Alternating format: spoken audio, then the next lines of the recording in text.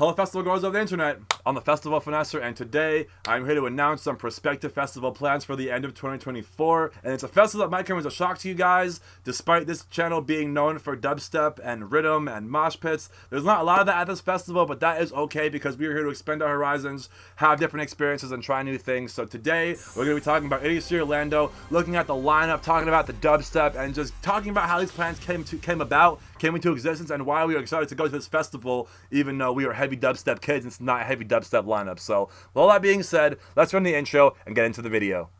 Can I get it?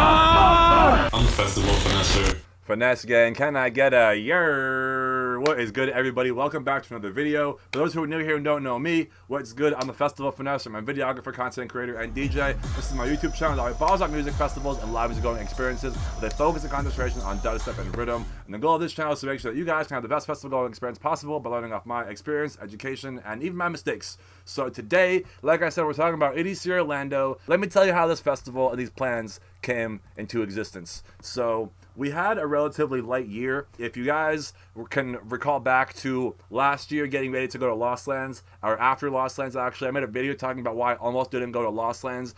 That was when we really realized that, like, if we want to save money, the only way that we can really ensure that we don't spend it is by not going out. I didn't want to make a big deal about not going to Lost Lands. I didn't want to make an announcement. I wasn't looking for sympathy. I could not afford to go, and that was the end of that. So yeah, I basically swallowed that pill, and I told myself, like, yo, I'm not going to go to Lost Lands this year.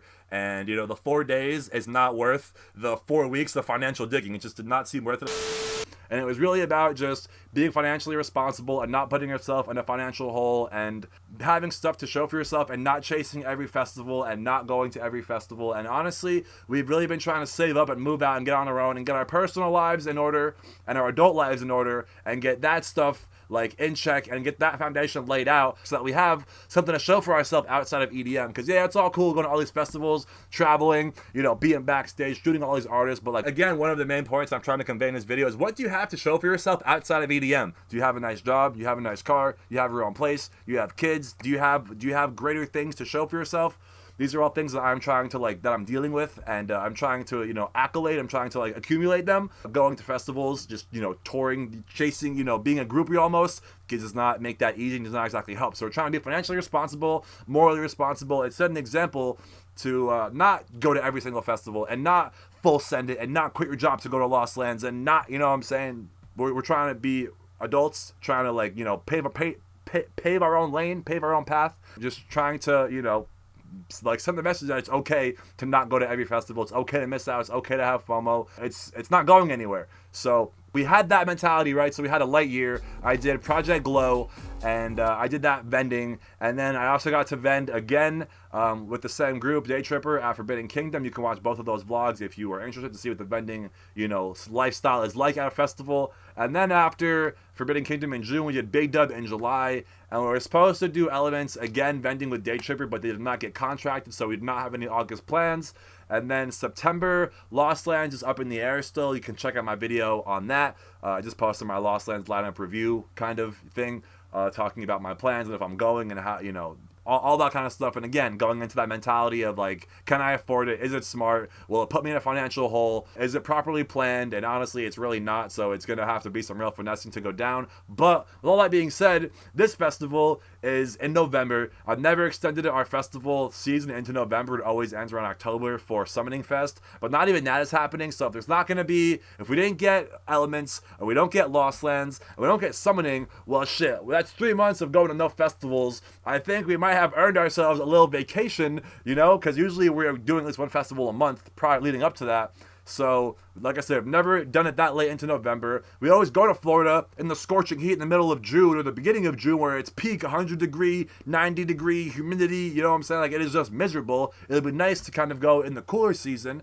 And I'm also excited to go to a new festival and capture a just entire new experience and kind of have that, like, you know, young little kid feeling, like, you know, going somewhere I've never experienced. I'm also really excited to just have like a change of pace because, like I said, we're used to that Forbidden Kingdom, like go go go, it's crazy acts, there's hella conflicts. But with EDC Orlando, the lineup is very house heavy, and we're really going to be testing my knowledge here when we get into these artists. For me, if it's not heavy dubstep, it's weird. And if it's not weird, it's house. And if it's not house, it's trap. And that's about as detailed as I get in these reviews. I do know the subgenres, but I cannot get like intricate. You know, I'm not like educated enough when it comes to the house. The dubstep and the bass I can kind of do, but the house, is it progressive? Is it tech? Is it trance? Is it techno? Is it, you know, like I can't disclose them. I can't define what is what. Yeah, it's just with EDC, it's very proper. It's an Insomniac event, so you know it's going to have the production, the pyro, the fireworks, the performers, the art installations. It's going to have 4 stages. They're all going to be proper. It's going to be properly run, so that's another plus, you know. On the pro side of this, we have time to plan it, which makes flights and hotels affordable. It's not in peak hours of the summer, so it's going to be comfortable to like, you know, rage in. I haven't been to an EDC since 2017, and that was Vegas. And I know that EDC just puts on a very proper festival. So despite the music not being like the entertaining factor, there's other aspects: the art, the lights, the performers, the vendors, the food. Like, there's just a lot to do. Just hanging out with your friends, you know, vibing, hanging out, sitting down, just shooting the shit. You know, again, I'm gonna keep saying change of pace because I'm very used to who do we gotta see, what time do we have to leave, what time do we have to go to the next set, where is that, you know what I'm saying? But I feel like with EDC Orlando, it's gonna be like, hey, we're gonna go check out this set at 4 o'clock, but other than that, there's nothing that really need to see. We're gonna bounce here, we're gonna check out this, we're gonna, you know what I'm saying, and just really experience the festival, relax pace, take pictures, you know, do the whole like touristy kind of shit, like it's your first time being there, you're never gonna come back. The main reason I also wanted to make this video is to announce that I am an Insomniac affiliate and I have tickets, which you can find in my description box below. I'll also probably pin a comment to get the link to my tickets. And the more tickets that I sell, the more likely I am able to go and get a +1 so that I can get Brie to go as well. And then we really kind of save on the finances. And then we have to worry about a flight and a hotel. And flights are around $200, give or take, right now. So again, very affordable if you know, put it on the credit card, pay it over time. By the time EDC Orlando comes around, it's going to be like, we didn't even pay for anything. And if we can plan with some friends and, you know, share a hotel room and, you know, squat out, that is also another reason why I wanted to put this video out in existence. If you need tickets, definitely hit me up. If you are going, definitely hit me up. If you want to go together, definitely hit me up and we can try and plan something. Yeah, so like I said, I just wanted to, you know, make this little intro and announce that we are planning to go. We do know what we're getting into, in a sense. We do know it is a very house heavy lineup, but I also do know that EDC is a very awesome, just operational festival, and I feel like it's going to be fun regardless of the music, and the experience is going to be really what kind of makes us have a memorable time. So now I think it's time that we can get into the lineup here, right? Over 50% of this lineup is house. I'm just reminding you guys that, and I do not know a lot about house. So here we go, kicking off. Again, this is going down November 8th, 9th, and 10th at Tinker Field. We have Farby back-to-back Gesture, which I would imagine is going to be a little bit more high energy. Ahmed Spins back-to-back Jaden Thompson, I'm not familiar with. Erica, I'm not familiar with. Alesso, I'm familiar with. Just, you know, house generally. Alex Canada, I'm not familiar with. Align, nope. Amol Namer, nope. Amelie Lenz, nope. Amimi, back-to-back Honey Love. I've heard of Honey Love, but again, I'm not familiar. And, you know, just running through here, Andrus, ATB, Avision, Baggy, Beltran. Don't know any of those artists. I imagine that they're all some kind of house. But I do know BTSM. That is going to be a nice, you know, multi-genre kind of set, giving you, you know, some heavy dubstep, some bouncy stuff, some weird stuff. Just all, like I said, multi-genre, but generally dubstep, heavy, a little bit of melodic stuff in there as well. Blondish, I'm not familiar with. Boogie T, I'm familiar with. More bass, giving you some wobbly, walky kind of stuff. Calusa, I'm not familiar with. Carl Cox, back-to-back Vintage Culture. I'm pretty sure Carl Cox is like a notorious, obviously I know he's a legend, but I'm not sure if he's like a techno legend or a trance legend. Cedric Jarvis, I know, but I'm not too familiar with. Champagne Drip, Wakan Vibes, Experimental, Wubby, down-tempo kind of stuff. Charlie Sparks, I'm not familiar with. Clooney, pretty sure that's Tech House. Cosmic Gate, more house kind of vibes. Dior, back-to-back Timmy Trumpet. This is one of those like hidden gem sets that I'd be interested to check out, despite it not being dubstep, because these are two people that I just kind of came up on when I was getting into EDM. You know, when I got into EDM, it was Martin Garrix, Blaster Jacks, Afrojack, Tiesto, Calvin Harris, and just like a lot of OGs. They don't really see anymore, honestly. Continue on here, we have Dylan and Francis back-to-back Disco Lines, another hidden gem back-to-back. That sounds pretty sick. Another back-to-back Dimitri Vegas, back-to-back Steve Aoki. Honestly, I'd probably put that on like a do not miss list, because I've never seen Steve Aoki. And Dimitri Vegas like Mike is one of those artists that I came up on when I was getting into EDM, and it'd be sick to see them again, because they put on a crazy show. Both of them, both awesome performers.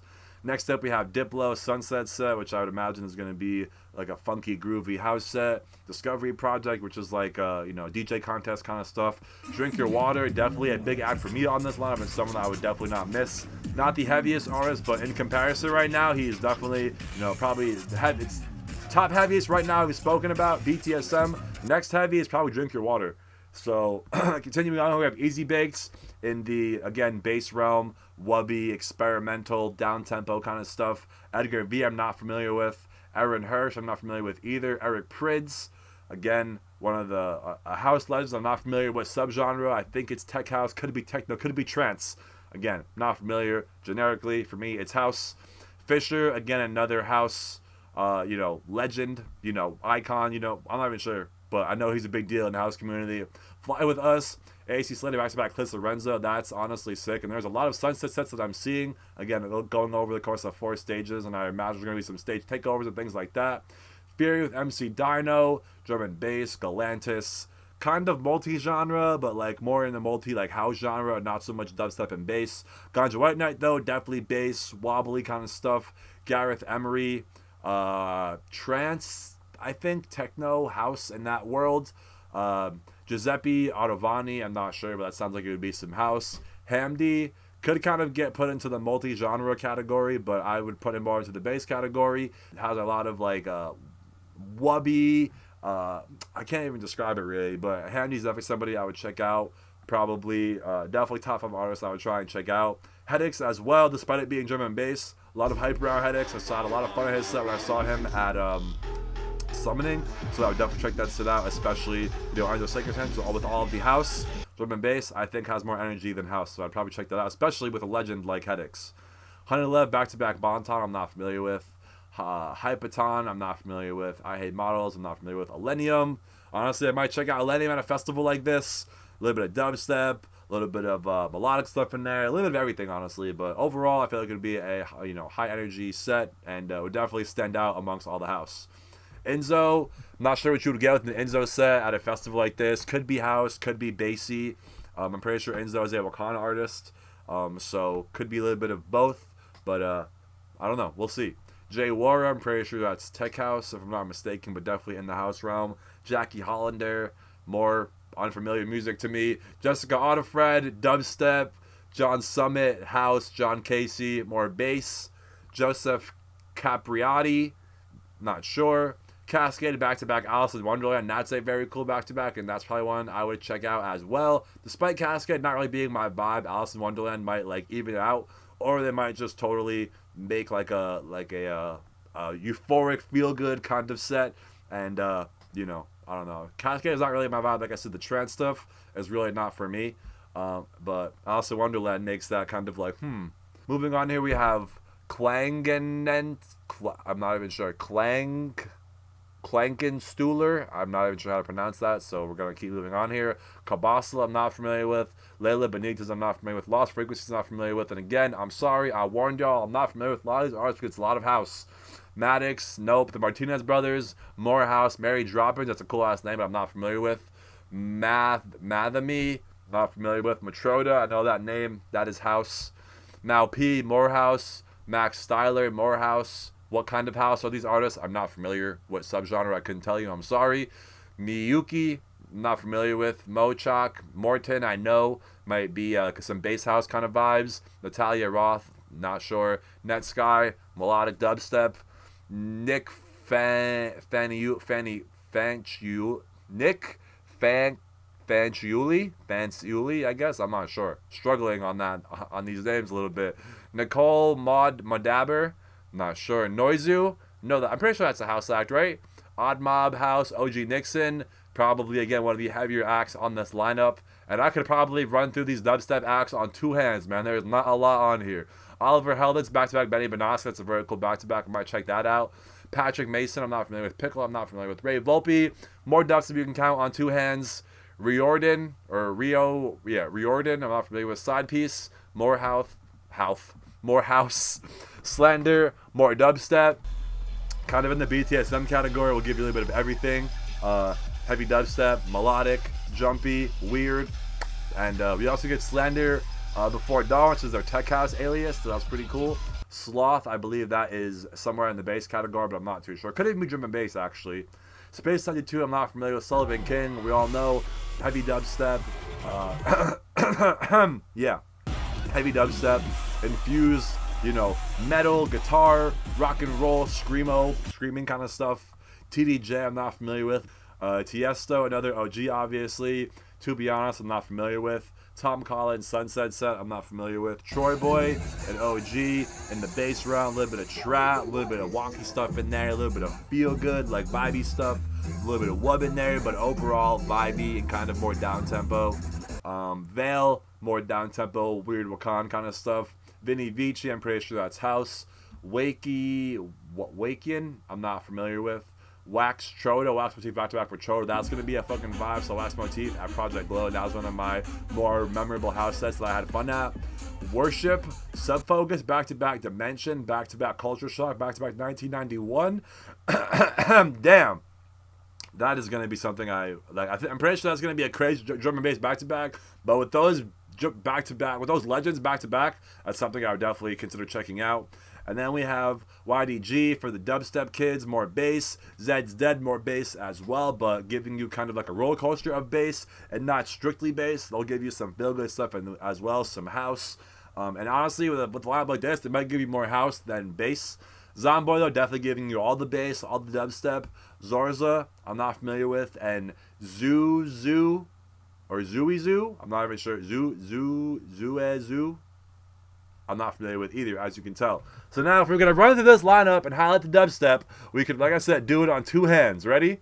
Black Tiger Sex Machine, Boogie T, Champagne Drip, Drink Your Water, Easy Baked, Ganja White Night, Hamdi. I'll even put Headaches on there. Elenium, Enzo, Jessica Otterfred. We're at 11 right now, so we're off 2 hands. I stand corrected. OG Nixon, 12.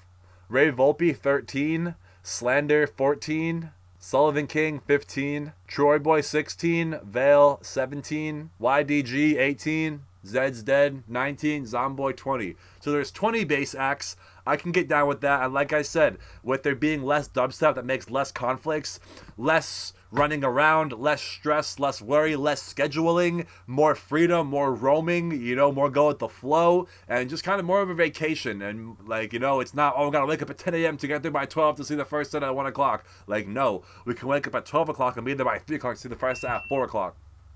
Camera is too hot. What the fuck? 1 sec, guys. We're gonna wrap this up here real quick. But like I said, 20 dubstep acts, less to worry about, more to enjoy, more to see. And like I said, when I say enjoy, I mean enjoy the festival. It's a perfect festival to do that because it has so much to offer, and there's more than just the music. There's a lot to see and do and experience and just get lost. And I don't get to do that much anymore. And I feel like the older I get, the more I kind of want to do that and just kind of like, I don't know, put myself in a vibe and just be with the right people and just do something different, kind of go on a side quest and just, you know, find new things and meet new people and just, you know, hang out a little bit and enjoy myself and not just be crazy, raging, lost in the sauce the whole entire time. Again, if you are planning on going, definitely hit me up. I would love to go with some familiar faces and some people that can appreciate the dubstep here. And we always kind of go on the same schedule and don't get lost and all are on the same wave. And yeah, so looking forward to it. I'm excited to vlog a new festival and I'm excited to have this experience in November. New time of year, new festival, new venue, new kind of, genre, vibe and experience. So yeah, should be fun. Looking forward to it. You know, if I don't see you guys at Lost Lands, I will see you guys at EDC. Definitely. If we go to Lost Lands, EDC is still on the table, but if we don't go to Lost Lands, EDC is 100% on the table. There's no reason why it should not happen, especially being an Insomniac affiliate. So, again, make sure you guys run up those tickets. Hit me up if you're going, and let me know who you guys think I should see in the comments below. Thank you all for watching. I love you, and I'll see you for the next one. Peace out. See you soon.